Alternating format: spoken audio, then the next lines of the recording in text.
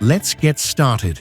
Howdy, welcome back to another fun-filled episode of the Unknown Secrets of Internet Marketing. I am your host, Matt Bertram. We are trying to move into internet marketing secrets with all our handles on YouTube. So I'm going to try to start saying that, but it's going to be difficult. But thank you everyone for sticking around. I want to introduce somebody very special that has been a speaker at Amazon Accelerate. That's about right around the corner, that's coming up.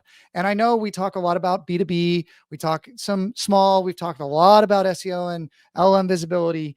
But I think that selling stuff online is like where it's at. That's where it all started. That's where Google's going, right? They're trying they're trying to go head to head with Amazon now and own the whole funnel. So I thought it'd be great to bring on Daniela Bolzmann with, and I hopefully with mindfulgoods.co. Yeah, thanks for having me. Yeah, thanks for being here, Daniela. So we were talking a little bit about kind of, well, what everybody wants to know, right? Is AI and how AI is transforming our workflows and how we're doing things. And you brought up something that I hadn't heard before, but makes total sense is you're able to use AI to scale catalogs. Like almost indefinitely. I've also seen actually in some of the things with Google training where you can, with pictures, you can start putting different backgrounds on different shoes. You can have the person standing in different places. You can customize mountains behind it, like depending on where you're advertising. So from a ad creative cost, like AI is transforming what's possible. Right. I mean, there's a bunch of tools that are coming out on Amazon side that are focusing on how to make the ads creative process a lot easier. Our focus at Mindful Goods is helping brands really think through the conversion piece on their product page and on their storefront. And so in the past, we were never really able to support those larger enterprise brands that would come to us and they had, let's say, 250 or 2,500 different or 25,000 different SKUs in their catalog. For us, that was like, we will be working on that till the end of time. So it would just be a hard no. But so many of them approached us because we do pull a ton of data into our process. We do a lot of split testing in our process. We create really high quality, almost direct to consumer style creatives, right? And so every brand wants that look when they're, expanding from their website to Amazon. Like they want to feel like the top brand and they want to put their best foot forward. We were just never able to do it as an agency. And so that's one of the most exciting pieces for us is thinking through, okay, now we can essentially just create a set of masters across the catalog, depending on how many parent SKUs we're thinking about. And then we can come up with a strategy to execute on that across thousands in, hours or minutes or days instead of weeks or months that we were, talking about before. Yeah. And you typically work with like 7-8 figure brands, right? Mm-hmm. And so now this opens up the top end, right? Because there was just like the amount of like grunt work that had to get done to fill out all those product pages was a lot of manual effort that AI and automation can help replicate. And now with also different tools and image generation, you can start to scale and personalize. Like that's what I really like about what AI is doing is it's allowing you to personalize stuff. And if you're thinking about, having a photo shoot used to have to cost a ton of money. Right. And now with AI, I mean, it's almost indistinguishable beyond the fingers. I mean, they're working on the fingers. But I have a funny example of that one. Actually, I recently we're working on some video content with an AI tool and it generated a hand holding a finger, and it was just the weirdest scene. I was like, what is happening here? But yeah, that brings up a good point. We have AI basically in every part of our process now. And I think in the beginning of 2025, I think a lot of brands were kind of like, whoa, we need to take a beat and just see what happens with AI because maybe we don't need to do all of these things that we had planned for 2025. Maybe we'll save so much money if we just don't invest in this right now. Let's just wait, And now we're hitting Q3 and brands are like, okay, wait a minute. We need to get this done, as we're approaching Q4 and, if their pages aren't ready, they aren't ready for Q4. So what we're trying to educate brands on right now is that yes, AI is one tool in the tool belt. It's allowing us to do all of these things better. It's allowing us to analyze data better, faster, and Yes. more precise for your brand. It's allowing us to, in some cases, replace photo shoots entirely or just fill in the gaps. Like that's fine too. When you think about it from that perspective, like that's something we've always had, right? We've had renders, we've had stock imagery. It's not like brands always came to us with a full catalog fresh off a photo shoot. Like we had to fill in the gaps and sometimes we had to make something out of nothing. So that's still happening. It's just easier to do with AI. It's easier to create better, more realistic imagery and more custom imagery. So that's definitely one of the ways. And then, like I said, on the back end, scaling catalogs is just something that's massive for us.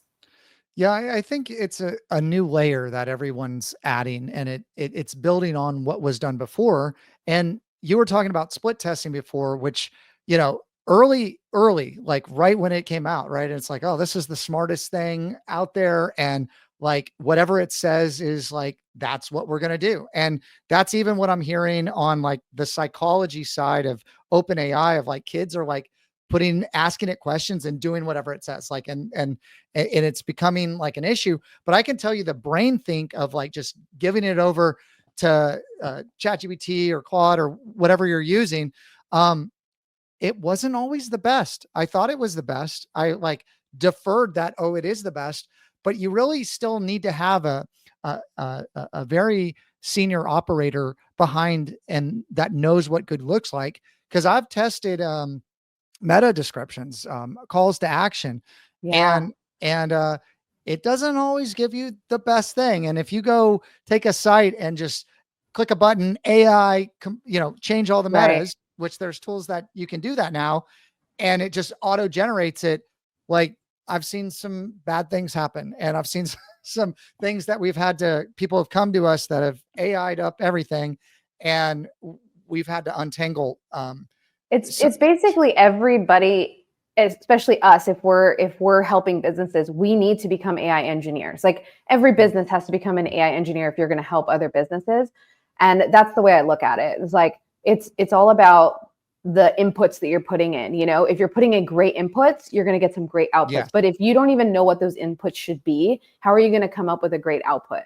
Right. So for us, one of our favorite things of doing right now is pulling in, and this is something that was such a manual thing in the past. It was like scraping reviews and then like basically having our data analysts like manually figure out what are the patterns in these reviews. Now that's done in minutes with AI, right? Like we're able to really feed the AI some really strong data across Reddit, across Amazon reviews, across your competitors' reviews, and then build super strong avatars and basically have your own trained AI that can help act as like your own marketing consultant with your agency to help you cross-check things, so it just makes you smarter. Yeah, I think that you hit on a key point, pulling in all the data, right? Because so siloed, pulling in all the data, getting that analysis, and then putting those outputs. And, I've had conversations with clients, prospects, whatever, about how powerful this is. And you know what I get a lot? We know who our clients are. We know who they are. No. And I'm like, and I was like, let's do some analysis. I bet we can find some things and some associations that like no one would ever dream of, right? Like you Mackenzie and all the big guys are worried. I think there's an existential crisis because this can now be done at scale at a fraction of the cost, and you don't have to pay for all these data scientists and all this labeling, and you can just throw all the data in. Right. You can do prompt engineering, what you're talking about, the engineering, prompt engineering, figure out exactly, what are the right questions in the workflow to ask. You can ideate, you can then build it into workflows, and like what it's spitting out is pretty incredible. And to your point, yeah, the input's got to be right to get the right outputs. And I think early on, that's like kind of where the trajectory on the curve is. And that's what I did. I was like, okay, I'm using this a lot. Like I need to get serious about it. I started taking a ton of, different prompt engineering classes, which gave me a lot of insights. And then that becomes the foundational layer. And then, okay, like how do we unify all the data with the MPC servers? And so I think there's an evolution here, and it's so powerful. And I think that the thing that's lagging the most is education, and maybe with the clients. And like some clients that knew everything that there was to know about digital marketing, everything shifted quite a bit. And Mm, I find myself having to um, slow down and kind of like re-explain stuff, and also have to show things and say, hey, look at this, like look at this output. Because right. I have one big like publicly traded client. Their stance, kind of going back to what you were saying, was no, um, no AI. And they were using Mm, filters on content. So we were creating content, and they were using filters, and they were like, oh, this was 90% human written and it's 10% AI, pushed it back. And I was like, okay, like it was trained on humans. I know a human wrote this. Like, like yeah, this is slowing down the deliverables, like you were saying. right. And we're, and And at the I, end of the day, it's probably pointier copy that's targeting the exact avatar because it was basically pulled in a more scientific method than a human would be doing anyways. So these are the kind of debates, right? That like it's yeah, hard to have with clients to say, okay, I understand your viewpoint, but like right. let me show you, like give me a little time to show you a little bit different perspective, right? Yeah. And so we're in a new world. We're definitely in a new world. I think So on the Amazon side, the beautiful thing about the conversion piece though is that mhm. for us, what I always let clients know, like my opinion is my opinion, like I'm just one data point. Let's not lean on my opinion or your opinion. Let's actually just let the data Yep. decide. And now we have Manage Your Experiments, a split testing tool inside of Amazon. We have these third-party tools like PickFu, like Intellivy, like Product Pinion. They're using real human data to, run these split tests. Or there's now like AI built avatar split testing, right? Where we can pull in completely AI generated avatars to split test in minutes. Okay, so you're so advanced in this area. Like, are these avatars, can you run fake tests like with not real data and then get like an output, right? Yeah, yeah, Okay, yeah. yeah, And it yeah. almost matches our What human split what testing. what it would be, right? So go through, you just listed off a bunch of different tools. Could you kind of give us the 101 breakdown of some of these different tools Yeah. on the split testing side and So what they do? so Manage Your Experiments is, I would still say, fairly newer within the last couple years, but it's Okay. something that's continually getting better and better. It's a free tool and it's inside of your Seller Central account on Amazon. Most brands don't use it. I recommend you should be always running a test on there no matter what. There's no Mm. reason to not be. It's a 10-minute activity once a month. Let it run for the full month and see if you can get incremental gains throughout the year. Like you should absolutely, whoever's managing your Amazon should be doing that no matter what. And at the end of every month, they should be letting you know what happened with those tests, period. Um, that's the first thing. Second thing, before we even upload anything to Amazon, we use third-party tools. The three top ones out there right now are PickFu, Intellivy, and Product Pinion. And they're all a little bit different, and they all have their strengths. And so it's really just finding which one works best for you and which one you want to use what for. We use one for actually three different things. We use each one for a different thing in our business. For instance, we use PickFu for main image split testing. Okay. So our process with main images is very specific. We have another AI tool that we've basically trained on all of our top performing main images, like let's say 20 different image styles that are like front loaded with all of this beautiful aesthetic and high intent keywords to get people to click on our images versus the competitors in the search page results. Mhm. And so we are at the point where we can drop a product image into our tool. It generates 20 images in 2 minutes. And then from there, we have a bunch of different ideation that we can Mhm. then decide, let's pick 3 or 4 and let's polish these up. Let's get them straight into PickFu. Let's test it. And then let's push it straight to Manage Your Experiments to validate it on Amazon. Like that's the process, right? Mm. So that's one. Product Pinion is really great. What I love it for is actually video polls. So again, if we don't want to rely on you as a data point or me as a data point, drop a link to your listing into Product Pinion and ask 50 shoppers or 5 to go and look at your product page and tell you what could be better. And I promise you, even if you just did it with 5, you would be shocked at the amount of little things that people say when they are verbally like letting loose on your yeah.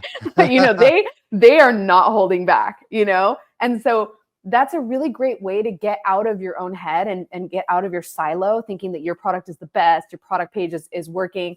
Like, go and just let people tell you what they think, and you'll just be shocked. Like, wow, I did not even think of that. I did not even think that people could be thinking about this about my packaging. Like, you'll be shocked. So highly recommend that as a best practice, just to kind of take yourself out of a silo. And then Intellivy is actually really great at what's called product image stack polls. And this is basically the carousel that lives in the top of your product page. When you first go into an Amazon listing, you see all of these images that you can scroll through. Imagine if you could take those images that you have right now and maybe 2 more sets that you designed, and you could test them all across each other to see which ones get upvotes, which ones get downvotes, which order they should be in. And basically it'll tell you all of that so that you can improve the images and decide which order you're going to upload them in so that you can improve your conversion on Amazon. And so that's what we recommend using for that piece.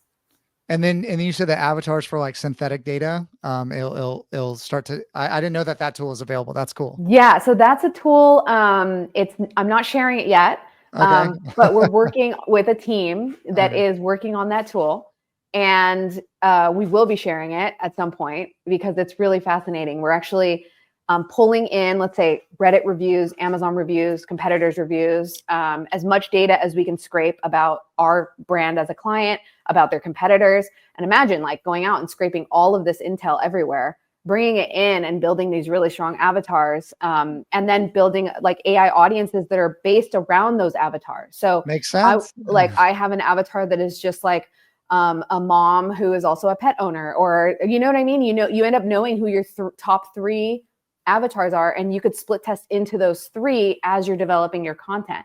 You might have a question as you're figuring out your messaging, and you could say, which one of these messagings is going to better target my ICP, or my avatar, or what else do you recommend to, as far as messaging, and just let it give you ideas back. So that's going to be a really, really amazing tool. But the idea there is that it's going to do much more than that. Yeah. Danielle, I have a question about, so typically when I frame it up, like for clients, it's like, okay, what is the ICP? Right. And Yeah. let's really drill down on that. And I think you answered that really great. The next piece that I typically layer on is the customer journey. Right. And there's all kinds of like dark social and like, right, there's all these other things. Like, what does the funnel look like, or what does the customer journey look like? Because like I just finished this LinkedIn strategy training, and there was some great data that it shared with me in that. And I do a lot of B2B stuff that I didn't know. And 10 pieces of content is on average like what someone wants to see before they convert. And so if that's what B2B is on, like, let's say LinkedIn to, a website to, account-based selling, what does that look like on the e-commerce side? What was the customer journey? What are the pieces of content? How do you map that? Or what are you looking at? I'm just curious how that translates. I think for the brands that we work with, the way that they're focusing on their traffic strategies is kind of all over the place at the moment, right? Because of AI and because the way that Google search is changing and Amazon's changing and everything's in flux, right? And TikTok Shop and all of that. Like that's been a huge shift, right? And so we see brands that are trying everything and everything at the moment. And we see brands that are just like completely doubling down on TikTok, like seeing tremendous growth. For me, when I'm trying to work with brands and trying to explain to them the funnel on Amazon, I try to keep it just really simple, because there's always 150 things that people are throwing at you that you need to be doing. And really, it just comes down to 3 things on Amazon. And even today, this has not changed. Like, this has not, I know everybody's talking about Rufus, which is Amazon's AI search that's going to help you shop, and it is helping you shop. And that's changing how search results are showing up, which is great. And there's things that are in movement and changing, and we need to keep a pulse on for sure. But the foundation of what we do today has not changed from what we did 5 years ago. And we're still seeing the same results in just staying focused on the conversion piece, which is a standard traditional funnel where we're thinking about SEO for awareness, like how do we get found in the search results, making sure that our back end of our listing, the front end of our listing, and now most importantly, the biggest change is our visuals, making sure that our SEO is in alignment with those visuals so that the AI can read it. That's the biggest change that's happened there.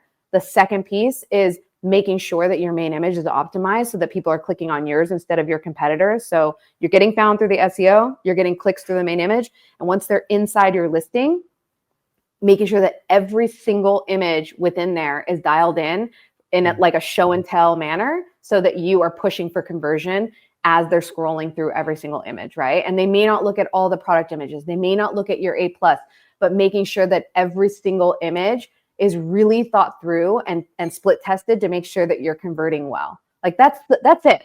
That's it. 1, 2, 3, Well, I would love to unpack that a little bit more. Like Yeah. each section, maybe share just some insights or learnings or best practices or pitfalls that you've Yeah. seen historically. Like if we just think about each section, I would love to have you go deep and just, spend a few moments sharing, you know, what you think would be valuable for the audience in each of those categories. Cause I think that a lot of people Mhm. are just overwhelmed, right? And AI is just Totally. now asking so much more. And I like how you said, look, if you're trying to build a store, there's three things, right? These are the three areas you need to focus on. Okay, what are the things in each area that I need to focus on? I'm sure people are getting their pads out and Yeah. they're taking notes.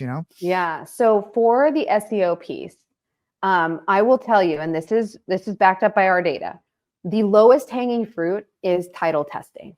Mm, So obviously, you need to have a full rounded out SEO copy on your bullets, on your description. Your description is not going to show up on the front end, by the way, once you upload your A+ content, but it still needs to be there on the back end. You need to be thinking through what that SEO strategy is. We use a tool called Data Dive, which I am a huge fan of. I love it. If you use any of these tools, by the way, my code, if you want a discount, is Mindful VIP. So go ahead and give any of these a shot with that code.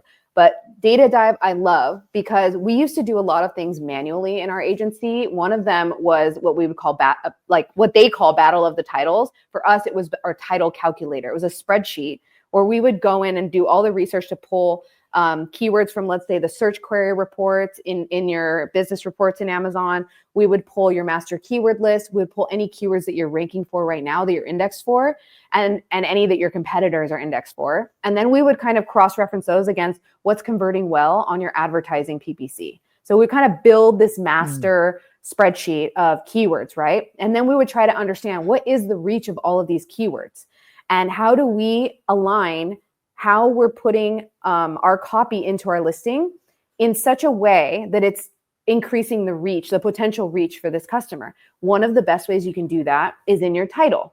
And so your title can actually improve your sales. I want to say it's like up to 550%. We have if you go to mindfulgoods.co, we have a metrics tab that shows you like every quarter what we're releasing for our split tests.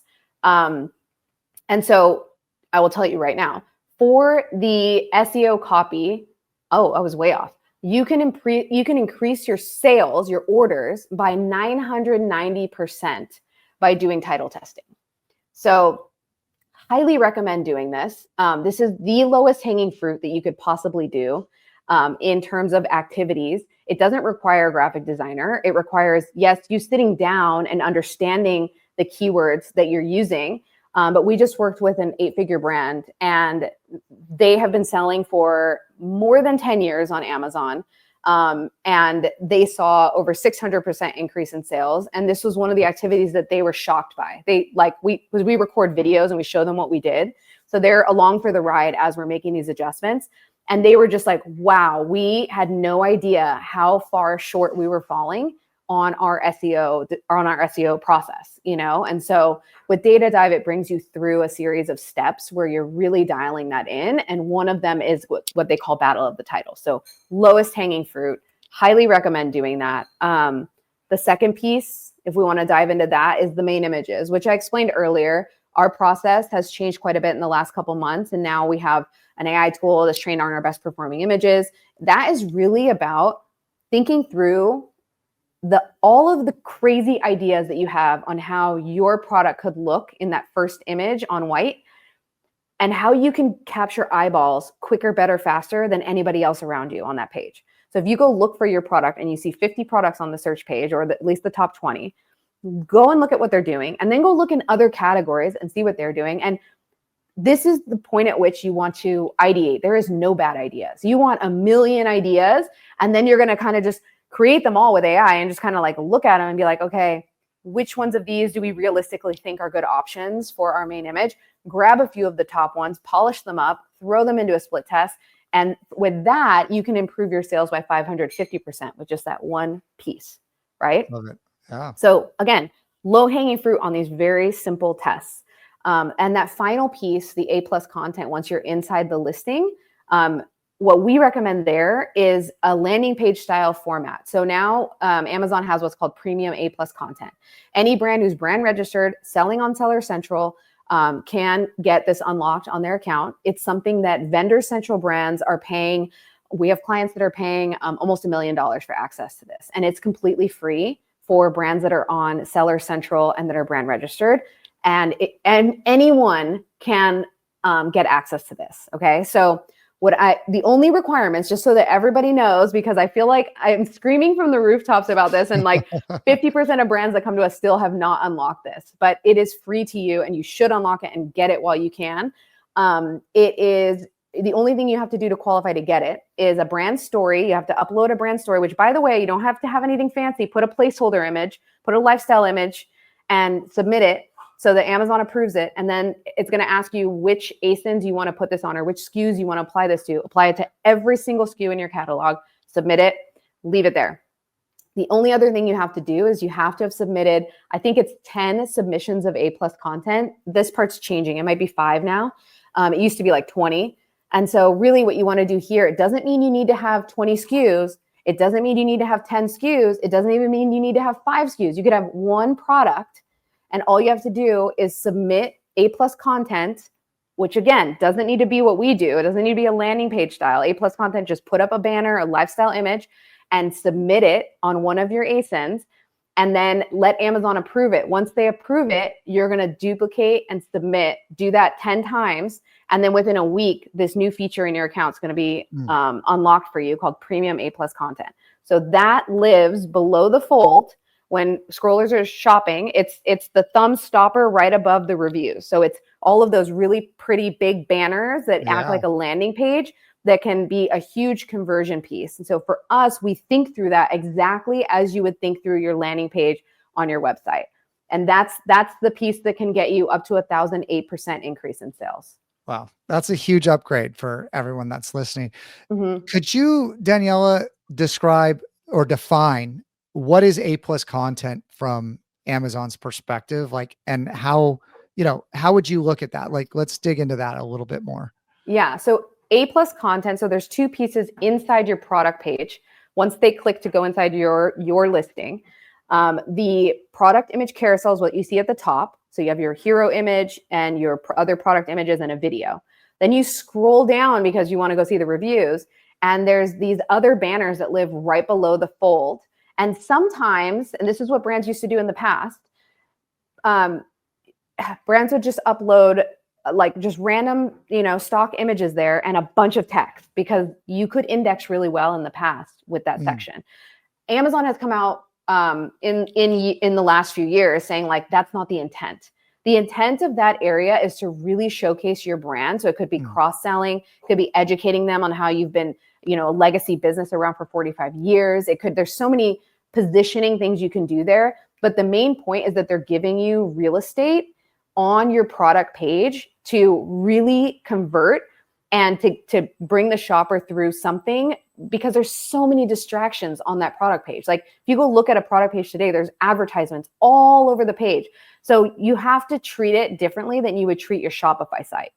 Like you really have to get the attention, and that is the spot to do it. It's the one page, it's the one section that Amazon is giving you to put full scale video, you can have carousels, you can have hotspots. And so it really does function very similar to a landing page that sits within your product page in the middle of all that distracting advertising. So you want to make the most of it. Okay, so you brought up Shopify, and so I want to go into this a little bit, but I first want to say, is there anything else that we haven't really covered that you wanted to make sure to share about Amazon specifically? I think that you've given people a lot to think about, a lot of different tools. There's really no reason why you shouldn't be doing split testing now with, large language models. Like it's so easy to do. There's tools coming out all the time. Like this is the magic sauce that you've wanted for a long time, and you should start using it. And when now you're talking about the synthetic data on the target personas, that's going to be incredible. Crazy. Because before you even spend $1, that's kind of like trading stocks with the play accounts, right? Like it's like, this is so good. You don't have to spend the money to get the data. And there's a tool out there right now that had that about a year ago, and they positioned themselves as an enterprise tool. And I know brands right now that are still using it. And that tool, I mean, we're talking about like hundreds of thousands of dollars. And you're going to be able to get that same level soon. Like, I mean, you can build it on your own right now as your own custom GPT. You could do something really similar, but there's going to be softwares that are going to offer this that are just going to make it so simple for you. Yeah, they're putting wrappers around everything. That's actually what a lot of these tools were. Like was just a low grade AI or LLM wrapped around, and that was the thing to do. I think that everything's kind of out of the box now. Even traffic's like left the website.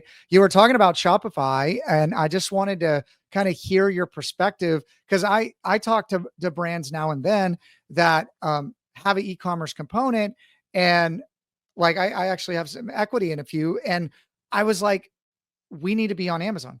No, they take too big a cut. Like I've heard different stories, like, and I'm like, okay, you could mark it up and then they'll knock it back down. But Amazon's like the biggest search engine for this. So I've had like a lot of these debates. So with other properties that are out there, how do you view them? Like, how do you view the ecosystem? Such a good question. Okay, let me give you my take on it. So I think you have to do both. And here's why. So my personal use case, I live in Peru. I'm in Peru right now, but I was in New York a few days ago with the team at Amazon. And when I go to United States, I do my haul, right? So my behavior is I already had my shopping cart preloaded, right? So I'm about to board my flight and I'm like, everything that's Prime, boom, get to the hotel. So it's waiting for me right when I get there. If you are not Prime and you're on Amazon, you're not making the cut. For instance, I needed shoes because I'm going to a wedding in Italy. And I was like, okay, I need these specific shoes, but I need them to either be at my hotel or at my mom's house in California so that they make it to Italy. What am I going to do? Right. So I'm trying to think through. So I go to the Sam Edelman website. They don't have any sort of guarantee that they're going to be at my hotel by a certain date. Right. So that's a lost sale. I wanted a specific toothpaste. I gave this example the other day on another podcast. I wanted a specific toothpaste, and this might be TMI, but I really wanted I use a tea tree oil toothpaste. It's by a very specific brand. I know they sell on Amazon. They didn't have Prime to set up to deliver to New York in time before I left. And I was only there for 2 days. So they lost the sale, right? Just by not having their product in stock in Amazon's FBA warehouse. Am I going to go to their website to buy my toothpaste? No, I'm not, because I don't know for sure that their website will get it to me on time, right? And so it's like, that is the Amazon shopper. I am the epitome of the Amazon. This is all about convenience, right? Yeah. Like I absolutely wait for the last minute. I put all my orders in, they get to the hotel. And if you don't have Prime and you're not on Amazon and you're not making the cut, you lost the sale, right? So that is a very specific buyer, and there's a lot of us, right? Now, if I lived in California still, I may have a little bit more time, and I might actually take more time to go to people's website. But if I'm a busy mom and I gotta take my kids to school and I gotta walk the dog and I gotta do all this other stuff at home, I don't have time to be sitting around on websites and figuring out like when I'm gonna get the thing that I want. Like I just need to know, like that's what I need. It answers all my questions really quickly. I know I'm gonna get it because it's Prime, and done. Just like clear that mental load, you know? Yeah, well, I think that the ecosystem has changed the game because you don't have to set up multiple passwords. You don't have to log in. You're not putting your information all in one place. It's all in the ecosystem. I mean, Amazon when it's been a process to move to like an Amazon AI first company, but I mean it's changed the game, and it's the power of the network. And as it grows, and to your point, I mean, I live in Houston, and so if I go somewhere else, it's not like it's delivered within a couple hours, but like I order stuff and it's here, it's scary quick, right? It's here Yeah. scary quick because the warehouse is around the corner or whatever. And I mean, there's Amazon deliveries, on our street every day, maybe Yeah. multiple times a day. And it has changed what our expectation is. A lot of times, if Right. I order something on a different website, man, I'll forget that I even ordered it and it comes in the mail. I'm like, what's this? Right. And Now, and so now the other thing though to consider is like from the brand's perspective, I get it why your margins are better on your own website, right? Like I get that. So there is a way to merchandise things differently on different platforms, right? Like maybe you wouldn't sell the exact same bundle or size that you would on Amazon, and you don't want Amazon doing price checks against any of your other retailers or your own website because they want to have the best price too, right? So there is a way to kind of package things up and merchandise in such a way that the Amazon experience is its own thing separate from your website. And that's something to be considered as well. like what I found brands doing is they offer the same price as Amazon, and then they offer coupons and stuff like Mm. that on their own website to bring down the price. It just there's a lot of these games that have to, I guess, be played. And Well, on from the Shopify, you need to push up that average cart value too. yeah. Whereas like on Amazon, if you're, let's say, like a velocity product, like a CPG product, you could focus more on like subscriptions and getting subscribe and save buyers, and pushing that Yeah. up. So it's like probably different KPIs depending on the channel. Yeah, you just got to model it and figure out what makes the most sense. But to not open up Amazon is, I mean, how much, Daniela, is Amazon of the like overall market? Like how big of a percentage is it? I don't know. Of online sales. Yeah, or yeah, or is there any metrics you have of how big of a piece of pie that is if people want to walk away from it? Yeah, I don't want to quote it, but I think it's over 50% of online sales. That's Um, that's incredible. I don't want to Yeah, yeah, misquote yeah, that, yeah, yeah, yeah. but there is really strong figures out there that, I mean, Amazon is the biggest of It's online sales. So yeah, yeah. Well, awesome. Well, this has been great. So if we had to synthesize everything that we were talking about and maybe surface one thing of like, what is the one unknown secret of internet marketing that you want people to walk away with, what would that be? ooh, don't put all your eggs in the advertising basket. Really focus on conversion so you can get more out of each dollar. I love that. I love that. All right, Danielle, how do people get in contact with you, follow you? I know you speak. Where are you active on social platforms so people can find out more about your stuff?